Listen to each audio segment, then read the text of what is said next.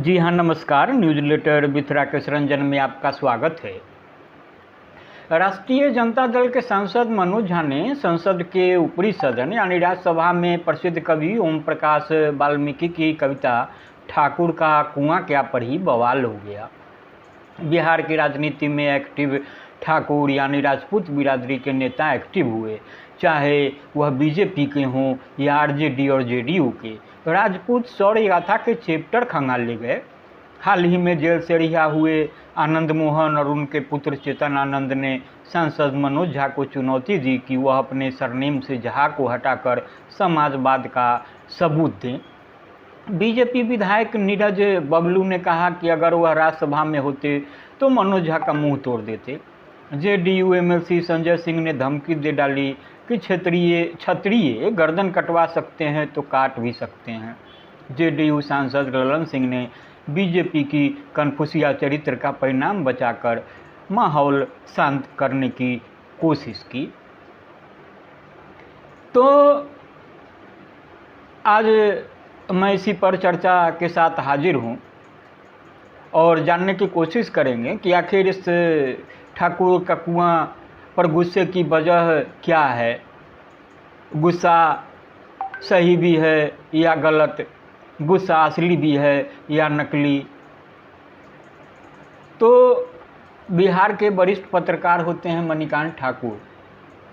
वे BBC से जुड़े रहे हैं। उन्होंने सोशल मीडिया पर एक सवाल छोड़ा है, क्या सामंतवादी चोला पहनकर कोई सत्ताभोगी सामंत सर्वहारा हितैषी होगा।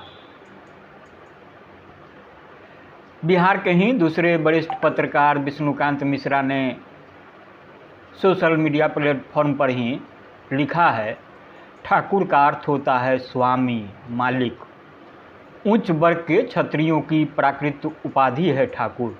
छोटी रियासतों के राजाओं तथा जमींदारों को दी गई डिग्री है ठाकुर। पुष्टि मार्गीय संप्रदाय के मंदिरों में स्थापित भगवान श्री कृष्ण की मूर्ति को ठाकुर जी कहा जाता है।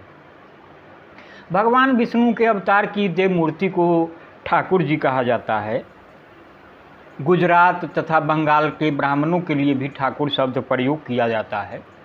राजपूत, ब्राह्मण, अहीर, जाट, नाई एवं लोहार आदि जातियों के लोग अपने नाम के साथ ठाकुर शब्द का प्रयोग करते हैं। आगे बढ़ते हैं और देखते हैं तो बिहार के ही वरिष्ठ पत्रकार और बिहार से प्रकाशित मासिक पत्रिका समय मंथन के सलाहकार संपादक बुद्धसेन, डॉक्टर बुद्धसेन ने भी सोशल मीडिया पर इस विवाद के परिप्रेक्ष्य में अपना नज़रिया रखा है। वे लिखते हैं कि देश में विश्वनाथ प्रताप सिंह की सरकार थी। मंडल आयोग की सिफारिशों पर आधारित आरक्षण को लेकर देश में अगड़ों और पिछड़ों के बीच जबरदस्त लड़ाई छिड़ी थी। आनंद मोहन उस समय आरक्षण समर्थकों द्वारा किए जा रहे उत्पात और अत्याचार के खिलाफ आवाज़ उठाने के कारण अगड़ी जातियों के चहेता बने हुए थे। उस समय उनका राजनीतिक भविष्य तीव्र गति से ऊपर की ओर उठ रहा था। लोग उन्हें भावी मुख्यमंत्री के रूप में देखने लगे थे। बिहार की राजनीति में वह दीप्यमान नक्षत्र की तरह चमक रहे थे। न केवल राजपूत समाज बल्कि उच्च वर्ग से आने वाली तमाम जातियां उनके पक्ष में गुलबंद थी। लेकिन एक शिगुफा ने तमाम संभावनाओं पर विराम लगा दिया। आनंद मोहन अगड़ी जातियों के एक छत्र नेता न बन पाए। यह चिंता उनके स्वजाति एवं अगड़ी जाति के वैसे अन्य नेताओं में घर कर गई जो उन्हें पसंद नहीं करते थे। वैसे लोगों ने अफवाह उड़ा दी कि अगड़ी जातियों के मतों को बांटने के लिए ही आनंद मोहन ने राजद सुप्रीमो लालू प्रसाद के इशारे पर न केवल बिहार की सभी सीटों पर बिहार पीपुल्स पार्टी के उम्मीदवार उतारे, बल्कि चुनावी सभा तक आने जाने के लिए जिस हेलीकॉप्टर का इस्तेमाल किया जा रहा है उसका खर्च भी लालू प्रसाद ही उठा रहे हैं। नतीजा यह हुआ कि अगड़ी जातियों के मत आनंद मोहन की पार्टी के उम्मीदवारों को मिलने के बदले उनके विरोधियों में बंट गए और बिहार में फिर राजद की सरकार बन गई। अभी आनंद मोहन के पुत्र चेतन आनंद राजद में हैं और विधायक भी हैं। उन्होंने राजद के ही राज्यसभा सदस्य मनोज झा के उस वक्तव्य पर कड़ी आपत्ति जताई है जो उन्होंने संसद में महिला आरक्षण विधेयक पर चर्चा के दौरान कही। हालांकि मनोज झा ने ऐसा कुछ भी नहीं कहा है जिसको लेकर हंगामा खड़ा किया जा सके, फिर भी उसे खूब हवा दी जा रही है।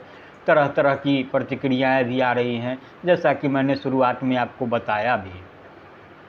एक प्रतिक्रिया यह भी है कि लवली आनंद माने आनंद मोहन अपनी पत्नी लवली आनंद के लिए राजद से टिकट चाह रहे थे। जब इच्छा पूरी नहीं होती दिखी तो हम मनोज झा के बहाने राजद पर हमलावर हो उठे। हालांकि आनंद मोहन ने स्पष्ट किया है कि उन्हें न तो राजद से और न ही लालू प्रसाद एवं तेजस्वी यादव से कोई शिकायत एवं नाराजगी है। संभव है लालू प्रसाद और तेजस्वी यादव को भी कोई शिकायत नहीं होनी चाहिए, क्योंकि आनंद मोहन और चेतन आनंद वही कर रहे हैं जैसा लालू और तेजस्वी ही नहीं, इंडिया यानी एनडीए के विरोध में बने पार्टियों के समूह इंडिया के अन्य नेताओं की चाहत है। बिहार में जो वर्तमान राजनीतिक स्थिति है उसमें अगड़ी जाति के अधिकांश लोगों का झुकाव राजग खासकर भाजपा की हो रहा है। आनंद मोहन और मनोज झा के वाकयुद्ध का थोड़ा भी असर ब्राह्मणों और ठाकुरों यानी राजपूतों पर पड़ा और उनके मतों में विभाजन हुआ तो फायदा इंडिया को और नुकसान राजग को हो सकता है। तो अब इस परिदृश्य में देखेंगे तो राजपूत वोटर के हाथ में कुल 8 लोकसभा सीट मानी जाती है। बिहार में 15% सब आबादी सवर्णों की मानी जाती है, जिनमें राजपूत बिरादरी के 5% वोटर माने जाते हैं।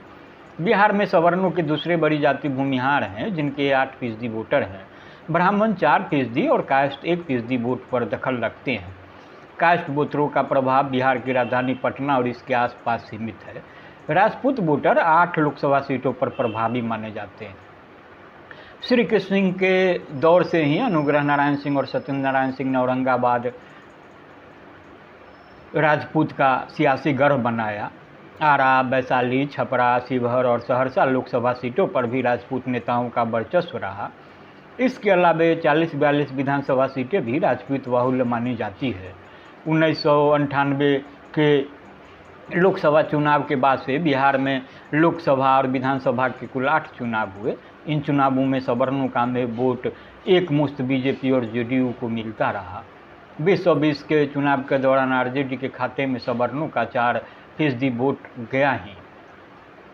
2020 में भी 28 राजपूत चुनकर विधानसभा पहुंचे, जिनमें बीजेपी के 15, जेडीयू के 2, कांग्रेस के 1 और आरजेडी के 7 विधायक शामिल हैं। 2024 में राजपूत वोट किधर जाएगा, इसे ठाकुर के कुएं से तय करने की कोशिश जारी है। इस विवाद से मिथिलांचल के 5 ब्राह्मण बाहुल्य जिले सीतामढ़ी, दरभंगा, मधुबनी, मुजफ्फरपुर और समस्तीपुर में भी जाति के आधार पर सवर्ण वोटों का ध्रुवीकरण हो सकता है। फायदा किसे होगा यह चुनाव के बाद ही पता चलेगा। तो इस तरह आपको समझने में आसानी होगी कि आनंद मोहन या अन्य राजपूत नेताओं के गुस्से की असली वजह क्या है, कौन इन्हें गाइड कर रहा है और इसकी मंशा क्या है। तो आप इसे सुने और गुने। आज इतना ही। नमस्कार।